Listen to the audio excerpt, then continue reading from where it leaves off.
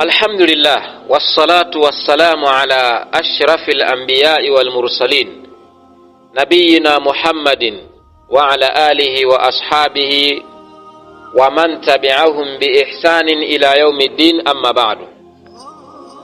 Baada ya kuyaeleza maneno ya Imamu Shafi'i rahmatullahi ta'ala alayhi ambayo yalikuwa yanaeleza mafanikio ya mwanadamu akitafsiri ile sura ambayo inaitwa Suratul Asri, leo tutayasoma maneno ya Imamu Bukhari rahimahullahu ta'ala. Huyu naye ni miongoni mwa wanachuoni wakubwa. Tutayasoma kwanza haya maneno, alafu tutamueleza kwa ufupi kidogo huyu Imamu Bukhari ni nani, jina lake ni nani, na ana nafasi gani au ana mchango gani katika dini hii ya Uislamu. Waqala al-Bukhari rahimahullahu ta'ala, amesema Imamu Bukhari Allah amrehemu katika kitabu ambacho ni kitabu chake maarufu kinaitwa Sahihul Bukhari. Anasema babun, huu ni mlango, alilmu qabla alqawli wal amali, au unaweza ukasema babul ilmi qabla alqawli wal amal, zote zinapitwa. Babun, huu ni mlango unaozungumzia nini? Alilmu, elimu, qabla alqawli wal amal, kabla ya kufanyaje? Kabla ya kusema na matendo.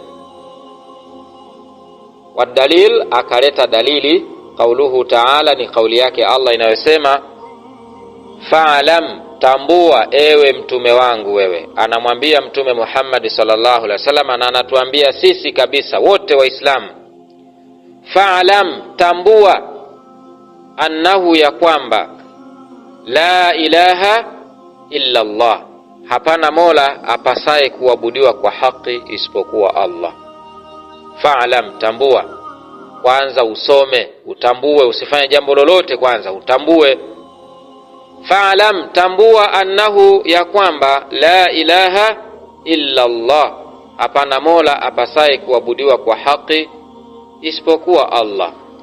Wastaghfir li dhanbika, na omba msamaha kwa dhambi zako. Kwanza anaendelea kusema fabada bil ilmi, kwanza akaanza elimu. Maana yake ni nini? Hutakiwi kufanya amali yoyote, lazima kwanza uwe na elimu katika hicho unachokifanya.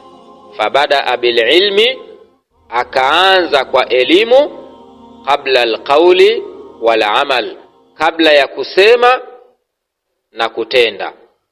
Yani kama kuna ibada ya kusema, basi hutakiwi kusema, kwanza lazima usome, uwe na elimu.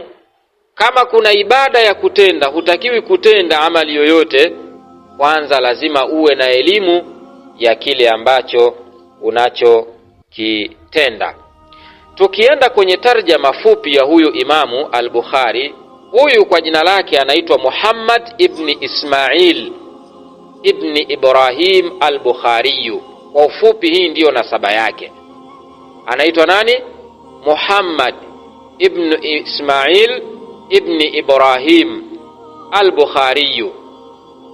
Ili neno Bukhari limenasibishwa na katika mji unaoitwa Bukhari. Ibn Ismail ibn Ibrahim anaitwa Muhammad ibn Ismail ibn Ibrahim al-Bukhari. Bukhari hii ni nisba tu ya kijiji au katika mji ambao yeye alikuwa anaishi. Na huyu ni imamu ahli alhadith, ni imamu ni kiongozi katika wale aima ambao wamepokea, yani wamezieleza hadithi, na huyu ni miongoni mwao. Wajabalul hifdhi, na ni mlima huyu, na ni bingwa wa kuhifadhi hadithi. Huyu Imamu Bukhari ndiyo sahibu sahih, ndio mwenye kitabu kinachoitwa as-Sahih, Sahih al-Bukhari, alladhi huwa asahhu al-kutubi ba'da kitabillah. Kitabu hiki cha Sahih Bukhari ndio kitabu kilichokuwa sahihi zaidi baada ya Qur'ani. Yani baada ya Qur'ani kitabu kinachofuata kwa usahihi kinaitwa Sahih al-Bukhari. Ameeleweka kidogo hapo Qauluhu, aliposema al-ilmu qabla al-qawli wal-amal. Al-ilmu qabla al-qawli wal-amal. Maneno haya yanamaanisha nini? Anamaanisha kwamba lianna al-amala, hakika ya matendo anayoyatenda mwanadamu ambayo ni ibada, la yanfa'u illa idha kana mabniyan ala al-ilmi, hayawezi kunufaisha matendo hayo, hayawezi kumnufaisha yule anayeyatenda isipokuwa yatakapokuwa yamejengwa katika misingi ya elimu. Matendo unayoyatenda ili yaweze kukunufaisha yanatakiwa yawe yamejengwa katika misingi ya elimu. Matendo yakiwa kwenye misingi ya elimu yataepukana na uzushi, yataepukana na ujinga, yataepukana na ria, kwa sababu una elimu ya kile ambacho unachokifanya.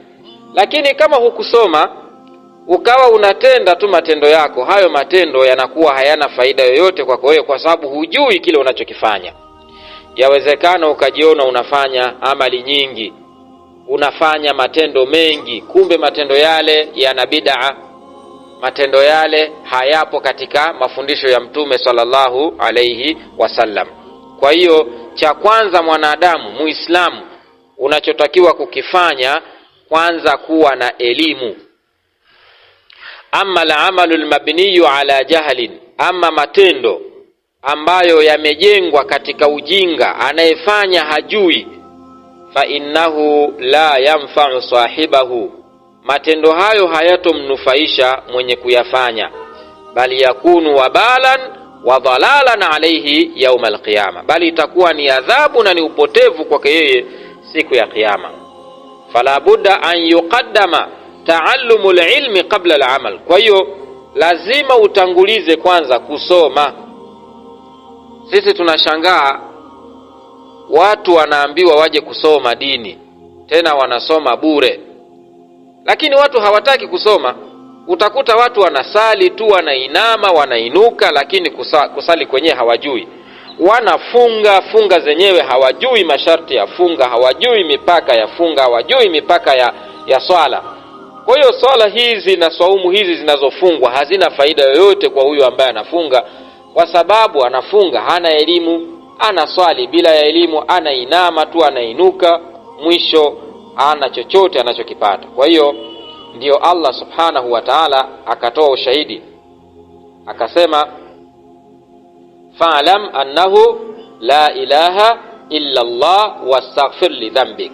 Kwa hiyo hapa ameanza elimu. Elimu iko wapi? Anamwambia fa'lam, tambua. Umesikia Kwanza aanze nini? Fa'lam, tambua, maana yake soma.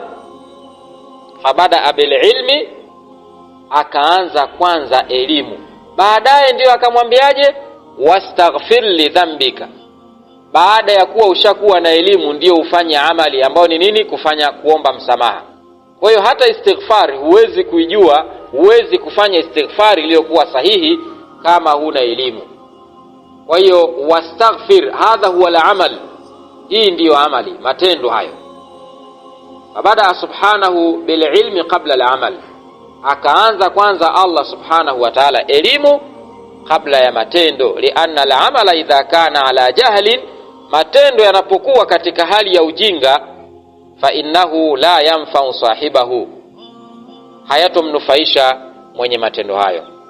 Falyabda al-insan bil ilmi, kwa hiyo aanze mwanadamu amali zake kwanza, aanze kwa kusoma, kisha baada ya hapo ndiyo aje kusoma kuja kufanya matendo, kwa sababu elimu ndiyo msingi wa kila kitu. Wallahu a'lam.